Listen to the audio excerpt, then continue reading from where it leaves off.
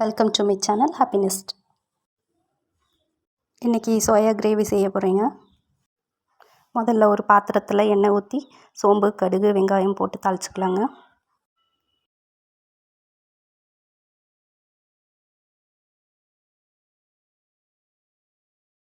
அது கூடவே கருவேப்பிலை, பிரிஞ்சி இலை, அன்னாசிப்பூ, மரத்தி மூக்கு எல்லாம் சேர்த்துக்கலாங்க. அப்போ தான் நல்லா மணமாக இருக்கும்.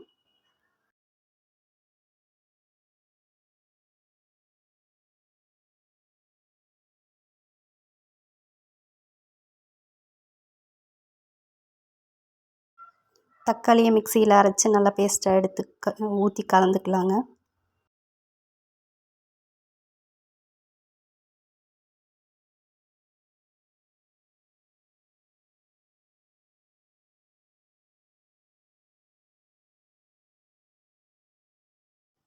அப்புறம் வேண்டிய அளவுக்கு தண்ணி ஊற்றி கொதிக்க விட்டுட்டு நல்ல பச்சை வாசம் போனதுக்கப்புறம் நம்ம ஊற வச்சு வேக வச்சு எடுத்து வச்சுருந்த சோயாபீன்ஸை அதுக்குள்ளே எடுத்து போட்டுக்கலாங்க.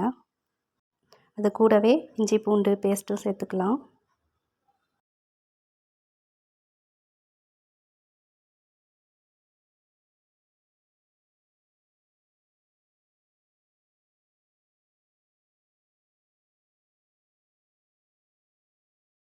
உப்பு சேர்த்து ஒரு 10 நிமிஷத்துக்கு கொதிக்க விட்டுக்கலாங்க.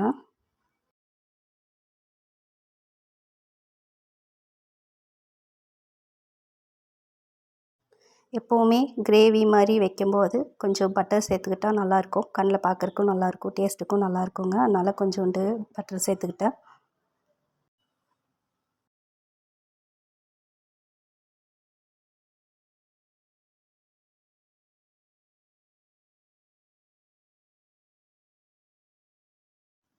இந்த கிரேவி கூட சப்பாத்தி நல்லாயிருக்கும், தோசையும் நல்லாயிருக்குங்க. சாப்பாடும் வச்சு சாப்பிட்டுக்கலாங்க. நல்லா டேஸ்ட்டாக இருக்கும். உங்களுக்கு பிடிச்சிருந்தா லைக் பண்ணுங்கள், ஷேர் பண்ணுங்கள், சப்ஸ்கிரைப் பண்ணுங்கள். தேங்க்யூ ஃபார் வாட்சிங்.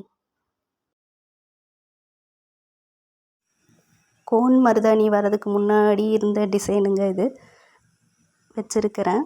உங்களுக்கு பிடிச்சிருந்ததுன்னா கமெண்ட்டில் சொல்லுங்கள். சும்மா ஒரு லைக் கொடுங்க.